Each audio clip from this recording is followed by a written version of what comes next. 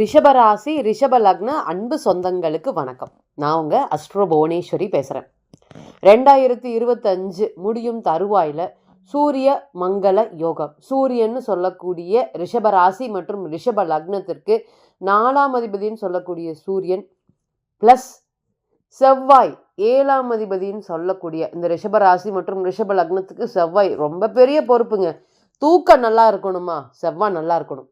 ஒரு விஷயம் ஸ்மூத்தாக முடியணுமா, உங்கள் ராசியை பொறுத்த வரையும் செவ்வாய் நல்லா பலமாக இருக்கணும். இந்த மாதிரி இரு கிரகங்களும் உங்களுடைய ராசிக்கு அஷ்டமத்தில் பயணிக்கிற இந்த சூரிய மங்கள யோகம் என்ன மாதிரியான பலன்களை தரதுக்கு காத்துட்டு இருக்கு? ரிஷபராசி மற்றும் ரிஷப லக்னத்திற்கு என்ன மாதிரியான பலன்கள்? இது கூட கோச்சார குருவின் பார்வையில் இந்த சூரியனும் செவ்வாயும் பயணிக்கிறாங்க. அப்போ இது சிவராஜ யோகம்னு சொல்லலாமா, இல்லை குரு சூரியன் அப்படிங்கிற 2 காம்பினேஷன் வச்சு பேசலாமா? இன்னுமே சொல்லிட்டே போகலாம். இந்த ரிஷபராசி மற்றும் ரிஷப லக்னத்திற்கு இந்த கோச்சாரம் தரக்கூடிய யோகம் என்ன மாதிரியான விஷயங்களை கொடுக்க போகுது?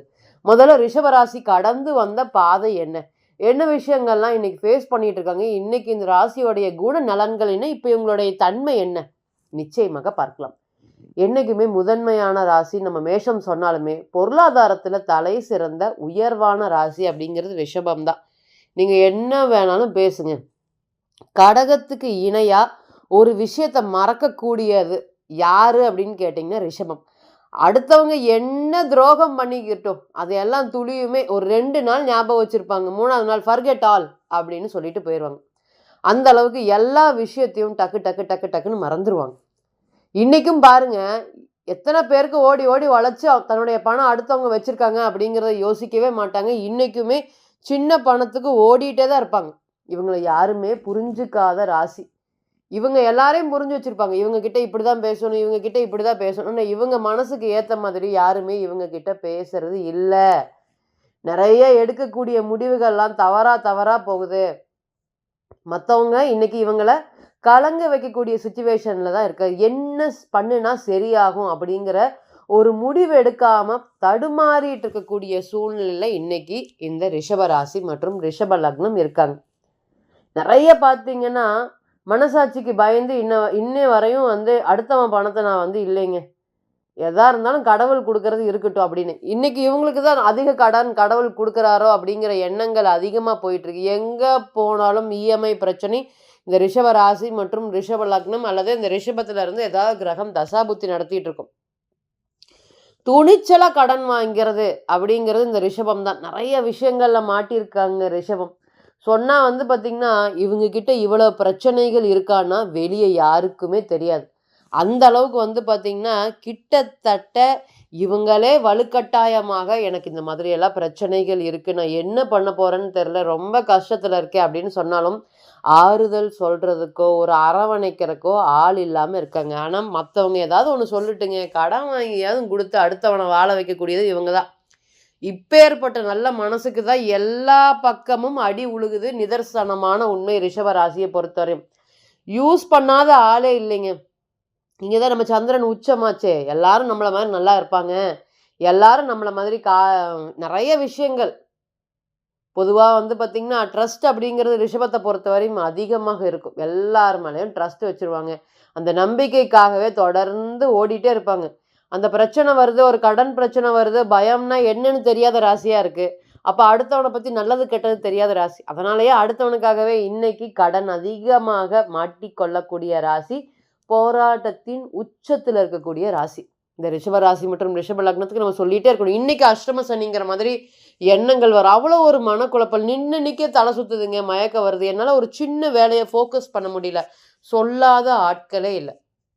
உண்மையாக நேர்மையாக இருக்கிறவங்களுக்கு இங்கே பொழைக்கிறதுக்கு தெரியல அப்படிங்கிற பெரிய பாடத்தை தான் ஏற்படுத்தி கொடுத்துருக்காங்க. நிறைய 2025 ரிஷபம் பெரிய அளவுக்கு சக்ஸஸ் இல்லைன்னு கண்டிப்பாக சொல்லலாம். ஏன்னா சனீஸ்வர பகவான் ஒன்றை தவிர மற்ற எந்த கிரகங்களும் சப்போர்ட் பண்ணக்கூடிய ஒரு சூழ்நிலையில் இல்லை.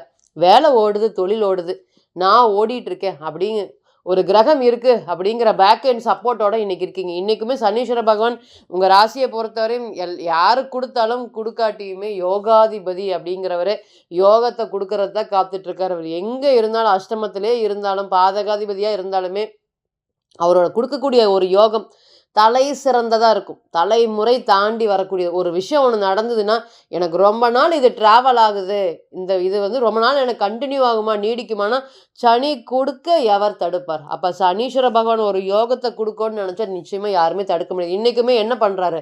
ராசியை 3ஆம் பார்வையாக பார்த்து மன சஞ்சலத்துக்கு ஆட்படுறாரு. அப்போ எல்லா விஷயம் வந்து இன்னைக்கு உங்களுக்கு மனக்குறையாக இருக்குது.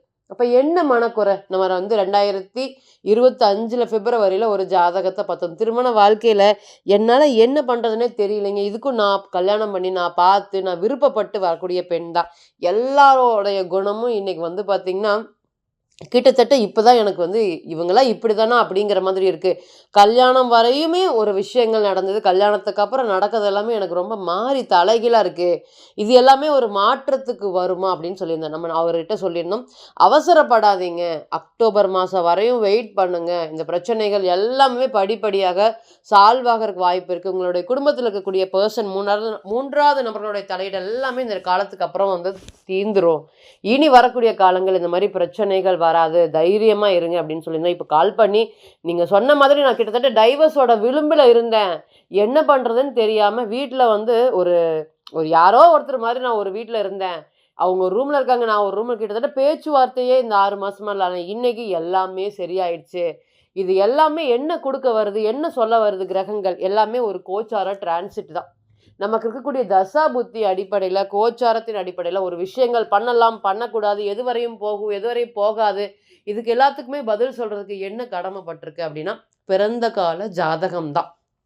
ஸோ தனிப்பட்ட ஜாதகம் தான் 100% பிரதிபலிக்கும் அப்படிங்கிறத நீங்கள் மறந்துடவே கூடாது. எந்த விஷயங்களை நம்ம நோக்கி போகலாம், எந்த விஷயங்களை நம்மளை நோக்கி போகக்கூடாது, எதெல்லாமே உங்களை தானாக தேடி வரும், எதெல்லாமே நீங்கள் வந்து ரொம்ப எஃபர்ட்ஸ் போட்டு பண்ண வேண்டியக்கூடிய சூழ்நிலை, இது எல்லாத்துக்குமே பிறந்த காலம், தனிப்பட்ட பிறந்த கால ஜாதகம் மட்டுமே தான் ஒரு கிளியர் ஃபோட்டோகிராஃபியாக பதில் சொல்லும் அப்படிங்கிறத நீங்கள் மறந்துடக்கூடாது.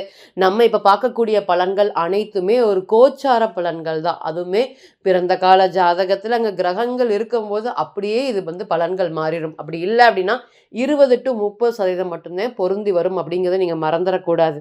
இந்த நேரத்தில் இந்த சூரிய மங்கள யோகம் 7ஆம் அதிபதி 8ல் இருக்கக்கூடிய பலன்கள், அதே போல் 4ஆம் அதிபதி 8ல் இருக்கக்கூடிய பலன்கள், நிறைய ஈகோ விஷயங்கள் ரிஷபத்தை பொறுத்தவரை அவனை நான் பார்த்துக்கிறேன் பாரு, அவனை நான் பண்ணிடுறேன் பாரு, இந்த வருஷத்துக்கு மேலே அவன் வந்து நான் ஏதாவது பண்ணி அவனை முடிக்கிறேன்னு பாரு அப்படின்னு நீங்கள் யதார்த்தமாக சொல்லக்கூடிய சின்ன சின்ன விஷயங்களுமே பெரிய அளவுக்கு உங்களை பேசப்பட்டு உங்களை டீஃபேம் பண்ணுறதுக்கு காத்துட்ருக்கு. ஸோ தயவு செய்து முதல்ல வந்து பேசுறத கம்மி பண்ணுங்க. ரிஷப ராசி மற்றும் ரிஷப லக்னம், தயவு செய்து நீங்க பேசிட்டு மறந்துட்டு போயிடுவீங்க, அந்த மாதிரி எதுவும் இல்லைன்னு. ஆனா உங்ககிட்ட கேட்குறவங்க அதை 3ஆ திரிச்சு 4ஆ திரிச்சு வெளியே எல்லாத்துக்கிட்டையுமே உங்களை பத்தி தவறாக சொல்றதுக்கு வாய்ப்பு இருக்கு. ஸோ அந்த விஷயங்கள் நீங்கள் இந்த காலத்தில் ரொம்பவே அவாய்ட் பண்ணணும். அதே போல் ஈகோ பேஸ்டு டெசிஷன் அப்படிங்கிறது ரிஷபத்தை பொறுத்தவரையும் எடுக்கவே கூடாது. 100% சொல்லியாச்சு.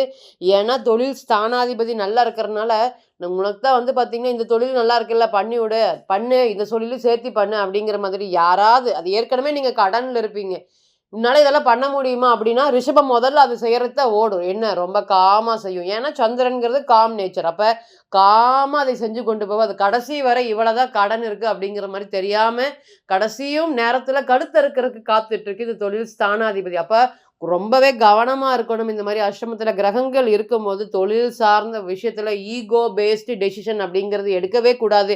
என்ன இருக்கட்டும், இந்த நேரம்லாம் பார்த்தீங்கன்னா நான் 10 பேருக்கு வேலை செஞ்சுட்டு இருந்தேன் மேடம், 10 பேருக்கு சம்பளம் கொடுத்துட்டு இருந்தேன், 20 பேருக்கு சம்பளம் கொடுத்துட்டு இருந்தேன், இன்னைக்கு ஒரு சின்ன பணத்துக்கு நான் கஷ்டப்படுறேன் அப்படின்னு நிறைய பேர் நம்ம 2024 to 25 ஒரு கிட்டத்தட்ட வந்து நிறைய ஜாதகங்கள் பார்க்கும்போது இதே வார்த்தைகளை சொன்னாங்க.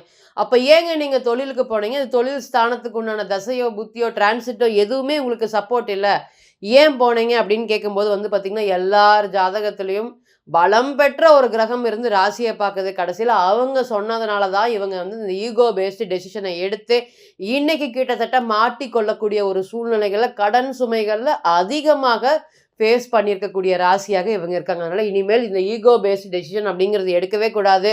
திருமணம் சம்பந்தப்பட்ட விஷயங்கள் 7ஆம் அதிபதி 8ல் இருக்கிறதுனால பயப்படக்கூடாது. நீங்கள் குருவின் பார்வையில் செவ்வாய் இருக்கிறனால ரொம்ப மாதங்களாக கிட்டத்தட்ட வருஷக்கணக்கில் நாங்கள் அலையன்ஸ் பார்க்குறோம். ஃபஸ்ட்டு மேரேஜ் லைஃபே வந்து ரொம்ப கசப்போட நான் வெளிய வந்தேன். செகண்ட் மேரேஜ் லைஃபாவது நடக்குமா? அல்லது பொண்ணுக்கு கல்யாணம் ஆகுமா? குரு பார்வையில செவ்வாய் பயணிக்கும்போது நிச்சயமாக இந்த ஒரு நாட்களும் எண்ணங்களும் அதுவுமே வந்து பார்த்தீங்கன்னா, சந்திரன் செவ்வாயோடைய ஸ்டார்லயும், சூரியனோட ஸ்டார்ல போகும்போதெல்லாம், வேற எதுவுமே வேண்டாம். இது கிடைச்சா போதும் அப்படிங்கிற மாதிரியான இனம் புரியாத பயங்கள் நம்மளுடைய வாழ்க்கைய பத்தி நினைக்க தோணும். அது எல்லாமே இனி வரக்கூடிய காலங்கள் மாறப்படும். அதேபோல குழந்தைய நெனச்சு வருத்தப்படக்கூடிய ஒரு சூழ்நிலைகள குடுக்கும். ஏன் அப்படின்னு கேட்டீங்கன்னா, இன்றைக்கு நம்ம பார்க்கும்போது 5ஆம் அதிபதி சொல்லக்கூடிய கிரகம் பலவீனமா இருக்கிறதுனால, அதனுடைய தாட்ஸும் வந்து பார்த்தீங்கன்னா, வேலை செய்ய போகுது. அதனால குழந்தைகள் சார்ந்த பயங்கள் இனி வராது. தவறான புரிதல் மூலம் நெறைய உறவ கட் பண்ணியிருக்கீங்க ரிஷப ராசி மற்றும் ரிஷப லக்னம். அது எல்லாமுமே இனி படிப்படியாக மாறப்போது. லீடர்ஷிப் குவாலிட்டி அப்படிங்கிறது வந்து இந்த நேரத்தில பில்ட் பண்றக்கு அதிகமா இருக்கு. பணத்துக்கு மேல வந்து பட்ஜெட் போட்டு எல்லாமே கடந்து போயிருச்சு. இன்னைக்கு எதுவும் வழி இல்ல. ஒண்ணு வித்தா தான் நாங்க வந்து இதிலிருந்து சர்வை பண்ண முடியும் அப்படிங்கிற அளவுக்கு வந்துட்டீங்க. உங்களுடைய ஸ்டேட்டஸ் என்ன அப்படிங்கிறது எனக்கு நல்லா தெரியுது.